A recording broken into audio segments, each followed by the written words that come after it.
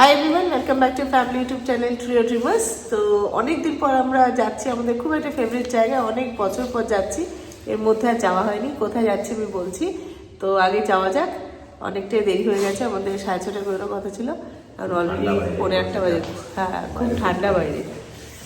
তো ছোটোবেলায় রিম মাঝে মাঝে আমরা যেতাম, বল অনেকদিন পর যাচ্ছি।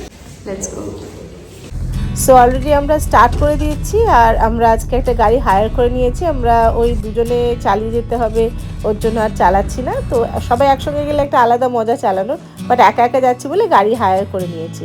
তো অলমোস্ট আমরা কোলাঘাট পৌঁছে গেছি and yes we are going to Digha. আজকে কলকাতা ওয়েদার পুরো দার্জিলিং হয়ে রয়েছে, সকালবেলা পুরো কুয়াশা। সো আমরা এখন পৌঁছে গেছি কোলাঘাট।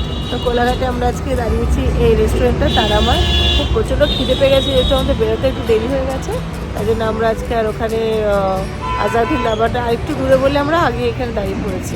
তো চা খেতে ইচ্ছে করছে খুব, প্রচণ্ড ঠান্ডা বাইরে, ওয়েদারটা বাইরে দেখাচ্ছি পুরো একদম দার্জিলিং হয়ে রয়েছে। যাই দেখি কী খাওয়া যায় এখন।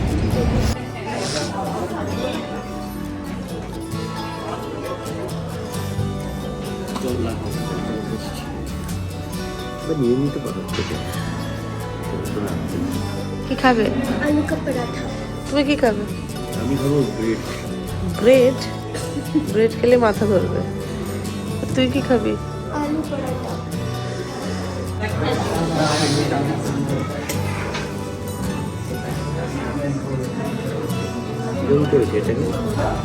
সো হয়ে গেল আজকে আমাদের ব্রেকফাস্ট। বাইরে আজকে পুরো ওয়েদারটা একদম চিল্ড। অনেকের আসার কথা ছিল, আলটিমেটলি কেউ আসেনি, আমরা একাই এসেছি, ওই জন্য একটু ভালো লাগছে না। সবাই মিলে আসলে আরও ভালো লাগতো। যাই হোক, অনেকদিন পর আমরা তিনজন একসঙ্গে বেরিয়েছি। হোপ অনেক অনেক অনেক মজা করব। এখন জাস্ট আমরা স্টার্ট করব এখান থেকে, কোলাঘাট থেকে।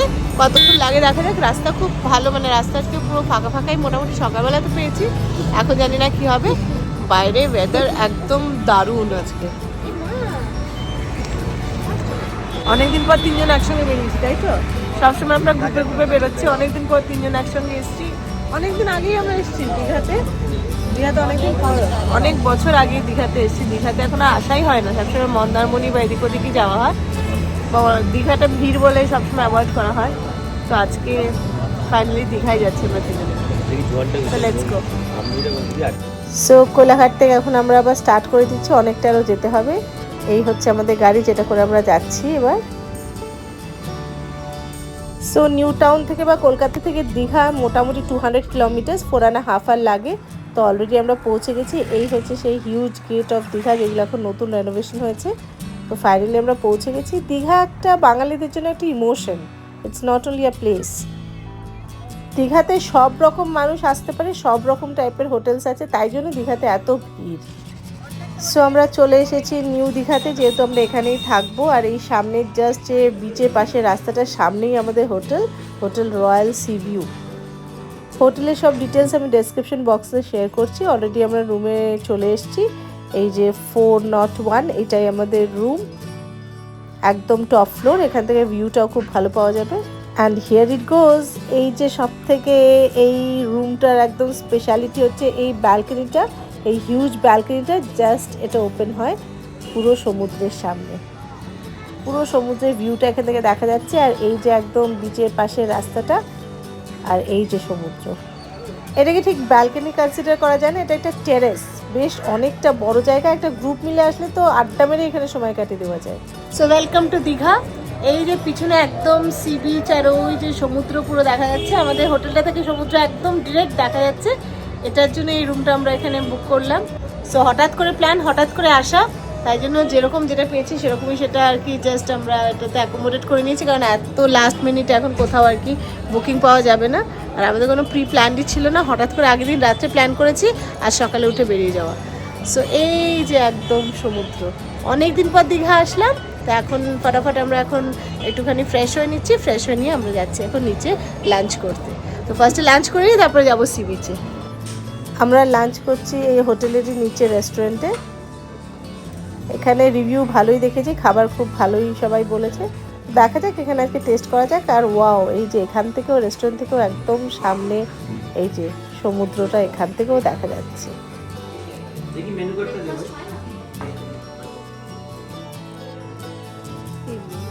মেনুতে মোটামুটি সব রকমই আছে, থালি সিস্টেম আছে, আলাকাটে আছে, সব কিছুই আছে। ইন্ডিয়ান, কন্টিনেন্টাল, চাইনিজ সব কিছু মোটামুটি যেরকম থাকে সবই আছে। এখন টেস্ট করে দেখতে হবে খাবারটা কীরকম, খাবারটা দিলে আমি বলতে পারবো। খাবার তো দেখে মোটামুটি টেস্টি লাগছে, দেখা যাক খেয়ে কীরকম।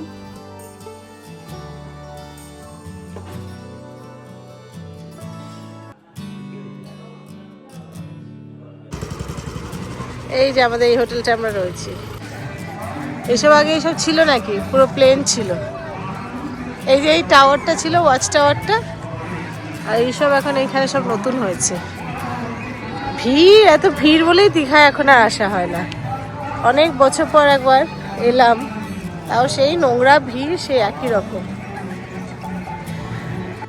বাই দ্য ওয়ে, আমাদের হোটেল লাঞ্চের কিন্তু একদম ফিডব্যাক খুব ভালো, খুব ভালো খাবারের টেস্ট ছিল। ফাইনালি সেই সুদিং ভিউ, সমুদ্রের দিকে তাকালেই যেন মনটা ভালো হয়ে যায় অনেক দিন পর। গুড ইভিনিং সবাই। এখানে সন্ধেবেলা এই হচ্ছে ভিউ হোটেল থেকে। বাপরে, লাইটে লাইটে পুরো ভর্তি একেবারে। ভিড় কেমন জানি না, দূর থেকে দেখা যাচ্ছে না, নিচে নেমে দেখছি ভিড় কীরকম। এই হচ্ছে আমাদের হোটেলের ব্যালকনি, আর এই হচ্ছে সি বিচ, ওই যে ওখানে সি বিচ। যাই আমরা নিচে, ওখানে গিয়ে দেখি। দুপুরবেলা তো প্রচণ্ড ভিড় ছিল, দৌড়ে চলে এসছে এত ভিড় দেখে। এখন গিয়ে দেখি যদি ভিড় থাকে তো অন্যদিকে একটু ফাঁকা জায়গায় গিয়ে হাঁটবো, আর না হলে বিচটার সামনে গিয়ে একটু তো বসি, সমুদ্রের হাওয়াটা ভীষণ সুন্দর লাগে। যাই নিচে। রেডি? চলো।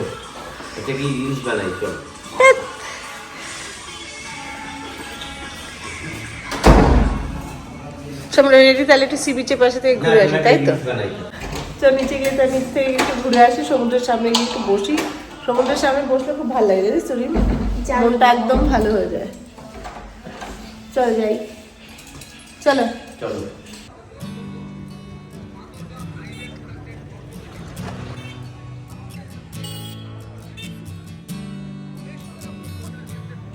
রিম এদিকে, এই লিফটটা দেখ, লিফটের লাইটিংটা দেখ। সে ফাইনালি সমুদ্রের শব্দ, তাই তো? হ্যাঁ, সমুদ্রের শব্দ। এই যে পিছনে সমুদ্র, এই যে অন্ধকার হয়ে গেছে, তো ভালোভাবে দেখা যাচ্ছে না। আমরা যখন এসেছি তখন তো জোয়ার ছিল। হ্যাঁ, এখন ভাটা হয়ে গেছে, ভাটা হয়ে আবার জোয়ার হচ্ছে নাকি আরো ভাটা হবে বোঝা যাচ্ছে না।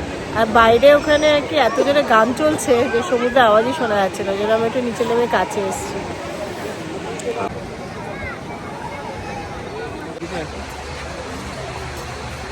এইগুলো আগে ছিল না কিছু, বলো? এটা পার্ক মতো করেছে, এবার 20 রুপিস এন্ট্রি ফি। লোকে সবাই ঘুরে বেড়াচ্ছে, দেখছে।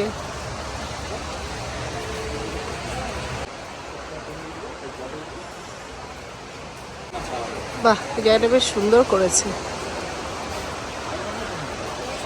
এটা ভালো লাগছে। কিন্তু দেখো এটা কি করেছে, অত বড় হাত দুটো স্লিপ। ওই যে উঠেছে লোকে, ওই কর্নারটা কি, ওই যে ওইটা, এই যে দুটো হাত, কি এটা জানি না। পার্কের মতো। টাকা দিলে জানতে পারবে। কে ঢুকবে ফালতু? 20 টাকা। আসুন আসুন। সমুদ্রের পাড়ে আসলে সবসময় মনটা ভালো হয়ে যায়, স্ট্রেস একদম রিলিফ হয়ে যায়, খুব রিফ্রেশ লাগে। বিশেষ করে ভোরবেলা উঠে আসলে তো আরও দারুণ লাগে। কাল ভোরবেলা আসবো যখন, তখন আমি আবার ঘুরিয়ে দেখাবো কীরকম লাগছে। এখন তো সমুদ্রের পাড়টা একদম অন্ধকার হয়ে গেছে, আর এই রাস্তা দিয়ে আমরা জাস্ট একটু হেঁটে বেড়াচ্ছি। এই যে পিছনে সমুদ্র, সমুদ্রের আওয়াজটাই ভীষণ সুন্দর লাগে, বসে অনেকক্ষণ কাটিয়ে দেওয়া যায় সমুদ্রের পাড়ে। সলিম, ডিনার হয়ে গেল, রুম সার্ভিস নিয়ে নিয়েছিলাম। ডিনার টিনার খেয়ে এখন বাইরেটা দেখি কীরকম আছে। কেমন খেলে ডিনার? দারুণ খেলে। বাইরে কেমন ঠান্ডা। এখন অনেকটা ফাঁকা বিচ একদম, কিন্তু প্রচণ্ড ঠান্ডা। কাল ভোরবেলা উঠে দেখি সানরাইজ দেখতে পাই কিনা, ঘুম থেকে উঠতে পারলে দেখবো। খুব মেঘলা ওয়েদার।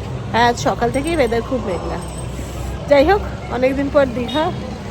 সকালবেলা উঠে দেখি কতটা যেতে পারি, কখন উঠতে পারি ঘুম থেকে। So good night everyone, bye for now, bye everyone. কাল সকালবেলা বিচে যাব, তখন আবার দেখো আমি কীরকম কী লাগছে দীঘার।